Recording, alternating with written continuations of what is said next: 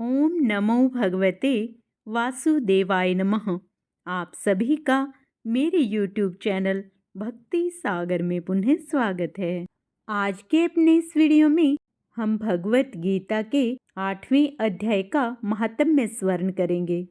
साथ ही पौष मास में सूर्य भगवान को प्रसन्न करने के लिए सूर्य चालीसा एवं सूर्य भगवान की आरती भी करेंगे।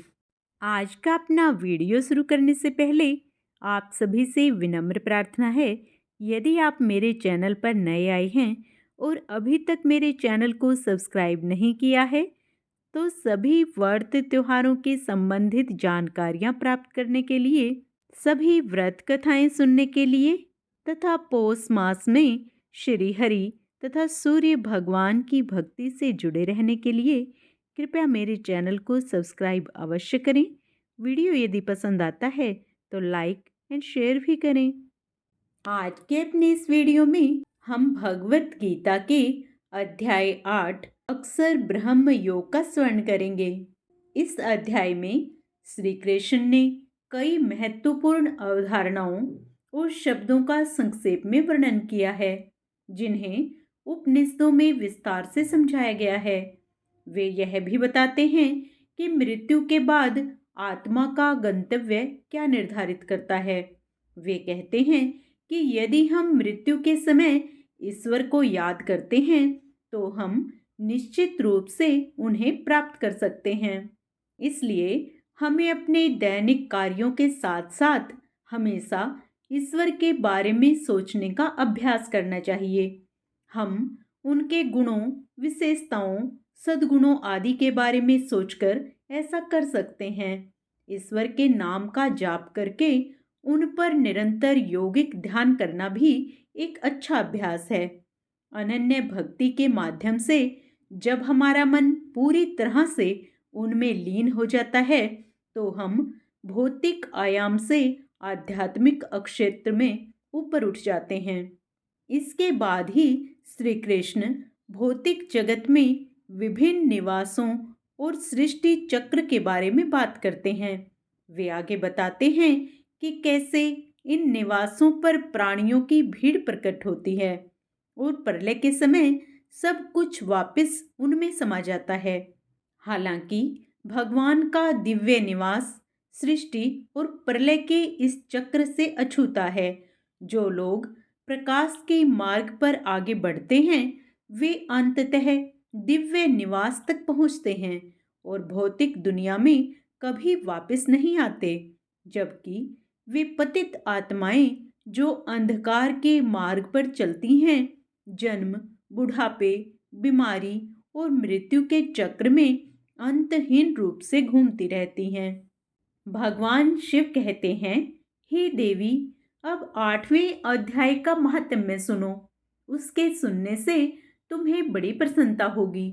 लक्ष्मी जी के पूछने पर भगवान विष्णु ने उन्हें इस प्रकार 8वें अध्याय का महात्म्य बतलाया था। श्री भगवान बोले, दक्षिण में आमर्दकपुर नामक एक प्रसिद्ध नगर है। वहाँ भाव शर्मा नामक एक ब्राह्मण रहता था, जिसने वेश्या को पत्नी बनाकर रखा था। वह मांस खाता था, मदिरा पीता, श्रेष्ठ पुरुषों का धन चुराता, पराई स्त्री से व्यभिचार करता और शिकार खेलने में दिलचस्पी रखता था।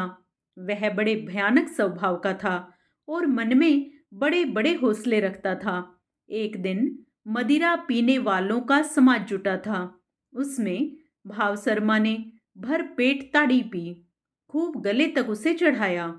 अतः अजीर्ण से अत्यंत पीड़ित होकर वह पापात्मा कालवश मर गया और बहुत बड़ा ताड़ का वृक्ष हुआ।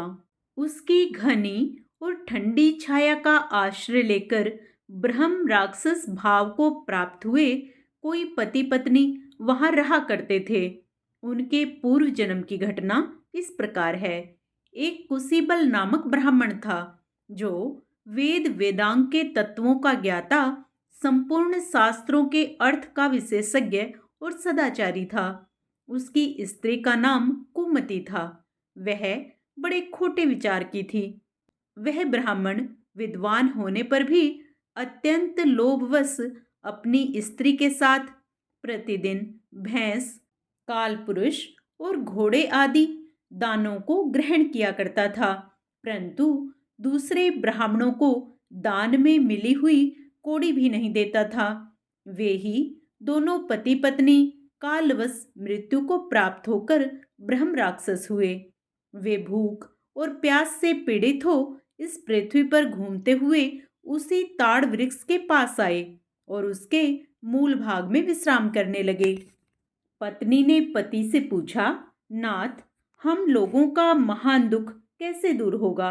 ब्रह्म राक्षस योनि से किस प्रकार हम दोनों की मुक्ति होगी? ब्राह्मण ने कहा, ब्रह्म विद्या के उपदेश, आध्यात्म तत्व के विचार और कर्म विधि के ज्ञान बिना किस प्रकार संकट से छुटकारा मिल सकता है? पत्नी ने पूछा, किम तद ब्रह्म की मध्यात्मम किम कर्म पुरुषोत्तम? पुरुषोत्तम वह ब्रह्म क्या है, आध्यात्म क्या है और कर्म कौन सा है? उसकी पत्नी के इतना कहते ही जो आश्चर्य की घटना घटित हुई उसे सुनो। उपर्युक्त वाक्य गीता के 8वें अध्याय का आधा श्लोक था।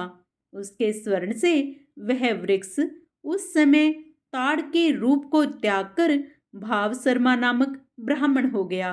तत्पश्चात ज्ञान होने से विशुद्ध चित्त होकर वह पाप के चोले से मुक्त हो गया तथा उस आधे श्लोक के ही महात्म्य से वे पति पत्नी भी मुक्त हो गए।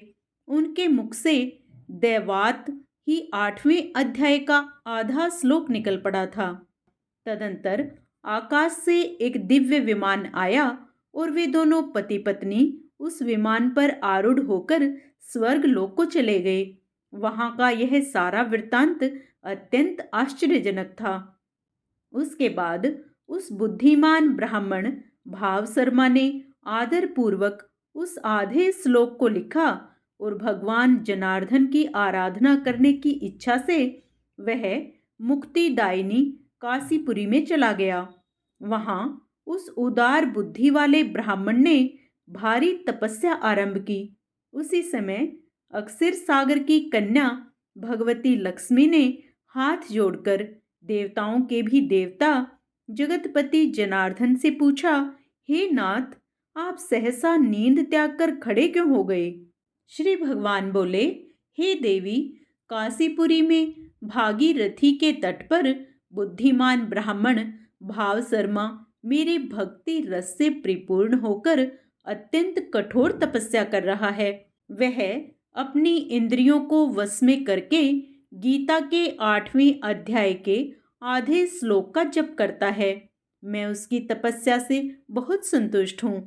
बहुत देर से उसकी तपस्या के अनुरूप फल का विचार कर रहा था। प्रिय, इस समय वह फल देने को मैं उत्कंठित हूँ। पार्वती जी ने पूछा, भगवन, श्री हरि सदा प्रसन्न होने पर भी जिसके लिए चिंतित हो उठे थे, उस भगवत भक्त भाव शर्मा ने कौन सा फल प्राप्त किया? श्री महादेव जी बोले, हे देवी, द्विज श्रेष्ठ भाव शर्मा प्रसन्न हुए भगवान विष्णु के प्रसाद को पाकर आत्यंतिक सुख अर्थात मोक्ष को प्राप्त हुए तथा उसके अन्य वंशज भी जो नरक यातना में पड़े थे उसी के शुद्ध कर्म से भगवत धाम को प्राप्त हुए। हे पार्वती, यह 8वें अध्याय का महात्म्य थोड़े में ही तुम्हें बताया है। इस पर सदा विचार करना चाहिए। हरि ओम तत्सत। पौष मास में सूर्य उपासना का विशेष महत्व है। आइए इसी श्रृंखला में हम सूर्य चालीसा का पाठ करते हैं। श्री रवि हरत हो घोरतम, अगिनत किरण पसारी, वंदन करूं तव चरणन में, अर्त देऊं जलधारी। सकल सृष्टि के स्वामी हो, सचराचर के नाथ, निस्दिन होत तुमसे ही, होवत संध्या प्रभात। जय भगवान सूर्य तमहारी, जय खगेश दिनकर शुभकारी। तुम हो सृष्टि के नेत्र स्वरूपा, त्रिगुणधारी त्रैवेद स्वरूपा। तुम ही करता पालक संहारक, भुवन चतुर्दश के संचालक। सुंदर बदन चतुर्भुजधारी, रश्मि रथी तुम गगन विहारी। चक्र शंख और श्वेत कमल धर, वर मुद्रा सोहत चोटे कर। शीस मुकुट कुंडल गलमाला, चारु तिलक तब भाल विशाला। सप्त अश्वरथ अति द्रुतगामी, अरुण साथी गति अविरामी। रक्त वरुण आभूषण धारक, अति प्रिय तोहि लाल पदारथ। सर्वात्मा कहे तुम्हें ऋग्वेदा, मित्र कहे तुमको सब वेदा। पंचदेवों में पूजे जाते, मन वांछित फल साधक पाते। द्वादश नाम जाप उद्धारक, रोग शोक और कष्ट निवारक। मां कुंती तब ध्यान लगायो, दानवीर सुत करण सो पायो। राजा युधिष्ठिर तब जस गायो, अक्षय पात्र वो वन में पायो।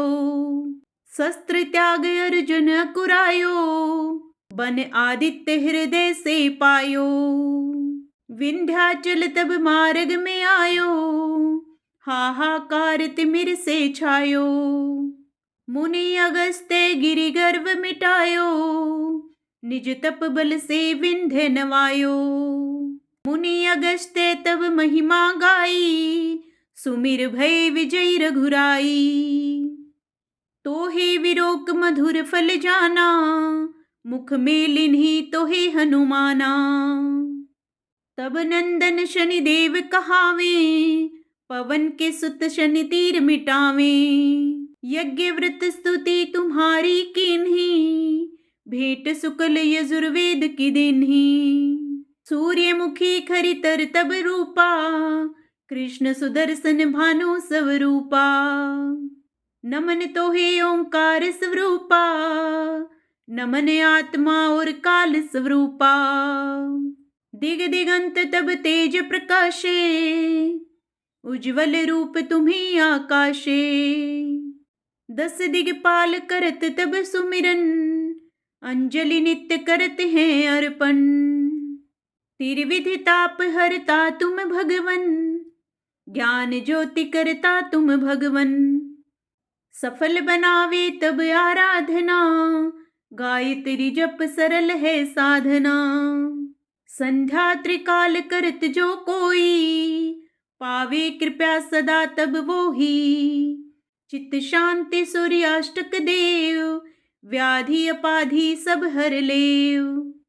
अष्टदल कमल यंत्र शुभकारी, पूजा उपासन तब सुखकारी। माघ मास सुद सप्तमी पावन, आरंभ हो तब शुभ व्रत पालन। भानु सप्तमी मंगलकारी, भक्ति दायिनी दोषणहारी। रविवासर जो तुमको ध्यावे, पुत्रादिक सुख वैभव पावे। पाप रूपी पर्वत के विनाशी, व्रज रूप तुम हो अविनाशी। राहु आन तब ग्रास बनावे, ग्रहण सूर्यता को लग जावे। धर्म दान तप करते हैं साधक, मिटत राहु तब पीड़ा बाधक। सूर्य देव तब कृपा कीजे, दीर्घ आयु बल बुद्धि दीजे। सूर्य उपासना कर नित ध्यावे, कुष्ठ रोग से मुक्ति पावे। दक्षिण दिशा तोरी गति जावे, दक्षिणायन वो ही कहलावे। उत्तर मार्गी तोरो रथ होवे, उत्तरायण तब वो कहलावे। मन और वचन कर्म हो पावन, संयम करता भलित आराधना। भरत दास चिंतन करत, घर दिन कर तब ध्यान। रखियो कृपया इस भक्त पे, तुम्हारी सूर्य भगवान। जय सूर्य भगवान। गोधूली बेला में, हर घर हर आंगन में,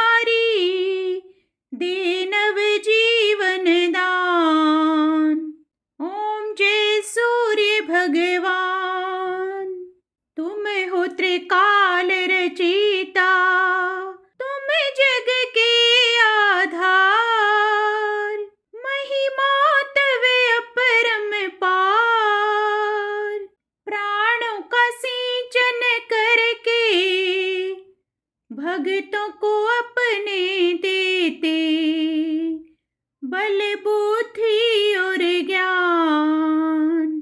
ओम जय सूर्य भगवान। भूचर जलचर खेचर सबके हो प्राण तुम्ही। सब जीवों के प्राण तुम्ही।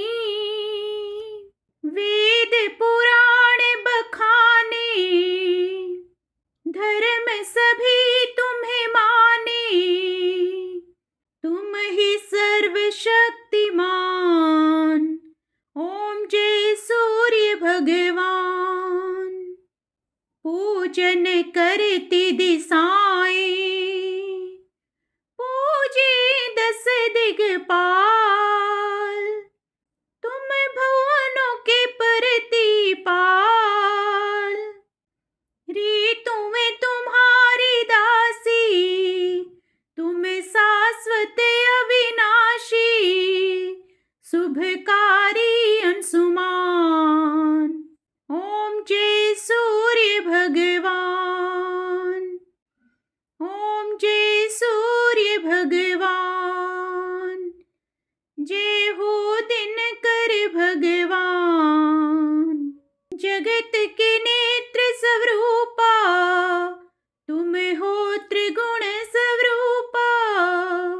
धरत सब ही तव ध्यान। ओम जय सूर्य भगवान। ओम जय सूर्य भगवान। ओम सूर्याय नमः।